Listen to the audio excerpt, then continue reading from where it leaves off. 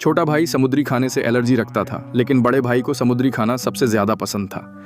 इसलिए माता पिता हर बार खाना बनाते समय मेज़ पर समुद्री खाने के ढेरों व्यंजन रखते और बेचारा छोटा भाई सिर्फ सफ़ेद चावल खाकर रह जाता।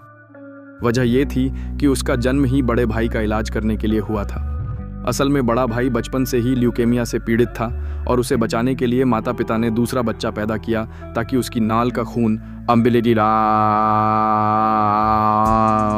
कोर्ड ब्लड बड़े भाई को चढ़ाया जा सके। लेकिन जैसे ही बड़ा भाई ठीक हो गया, छोटे भाई की अहमियत घर में ख़त्म हो गई। 20 साल बाद छोटे भाई की एक आंखों की बीमारी से पीड़ित गर्लफ्रेंड बनी, मगर जब उसकी आंखों के टांके खुलने का दिन आया तब माता पिता को पता चला कि वह लड़की सॉन्ग ग्रुप की सीईओ है। उन्होंने लड़की को बेहोश करने के लिए दवा दे दी और फिर बड़े भाई को छोटे भाई बनकर उसके सामने पेश कर दिया। इससे वह सीईओ महिला मानने लगी कि सामने खड़ा आदमी ही उसका असली बॉयफ्रेंड है। अगले 3 सालों में छोटा भाई कई बार यह साबित करने की कोशिश करता रहा कि वही असली बॉयफ्रेंड है, लेकिन बदले में उसे और ज़्यादा नफरत मिली। दरअसल अंधेपन के दिनों में उस महिला ने वादा किया था कि वह जिंदगी में सिर्फ अपने बॉयफ्रेंड से ही प्यार करेगी, इसलिए किसी और के प्यार को स्वीकार नहीं कर सकती, खासकर अपने होने वाले छोटे देवर के। छोटे देवर की उम्मीदें पूरी तरह तोड़ने के लिए उसने उसे होटल में बुलाया और जानबूझकर दिखाया कि वह अपनी पहली रात बड़े भाई को सौंप रही है। यह देखकर वह आदमी पूरी तरह टूट गया, लेकिन सच्चाई से अनजान महिला ने आत्मविश्वास से कहा, देखा, मुझे सिर्फ तुमसे ही प्यार है।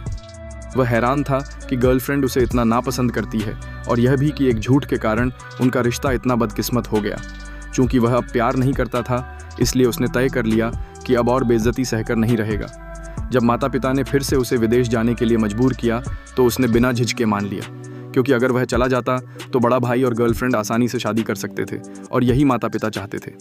फ्लाइट की तारीख वही थी जिस दिन बड़ा भाई और गर्लफ्रेंड की शादी थी। गर्लफ्रेंड ने खुद उसे शादी का निमंत्रण भी दिया, यह जाने बिना कि सच सामने आने के बाद वह हमेशा पछताएगी। शादी से पहले घर के झूमर अचानक गिर गए। उसने स्वाभाविक रूप से महिला को बचाने की कोशिश की, लेकिन महिला ने बड़े भाई को पकड़कर हटाया, जिससे झूमर ठीक उसके सिर पर गिर गया।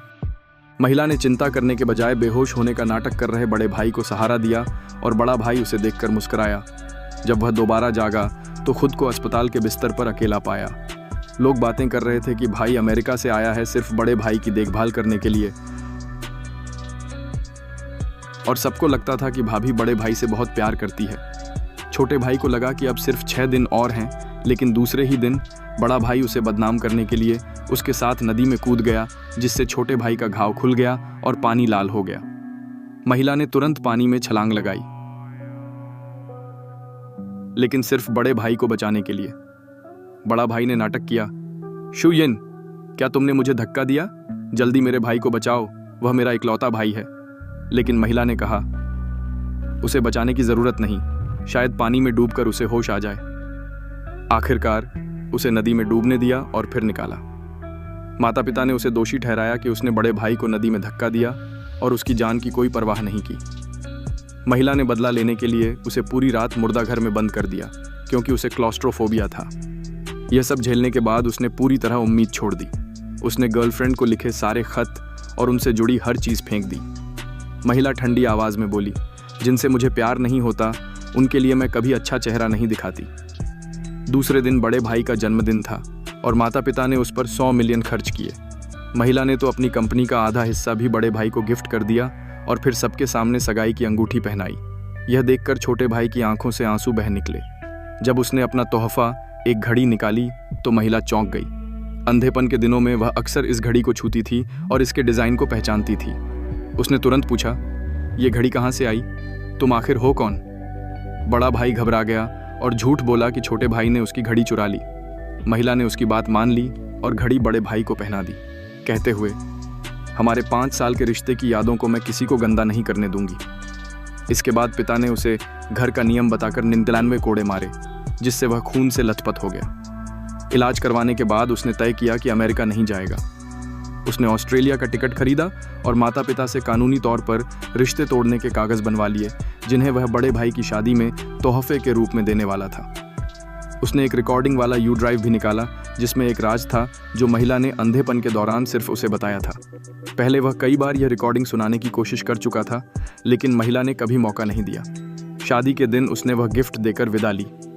मैं तुम्हारी शादी में शामिल होने नहीं आया, अब तुम्हें कभी परेशान नहीं करूँगा। वह टैक्सी लेकर चला गया, यह जाने बिना कि उसके बाद यह शादी हो ही नहीं पाएगी, क्योंकि महिला सारा सच सामने लाने वाली थी। आज से पुराना यान शू यिन मर चुका है और नया यान शू यिन एक नई शुरुआत करेगा। अगर चाहो तो मैं इस कहानी का संक्षिप्त और साफ सुथरा सारांश भी बना सकता हूँ ताकि जल्दी पढ़ा जा सके। क्या मैं वो बना दूँ?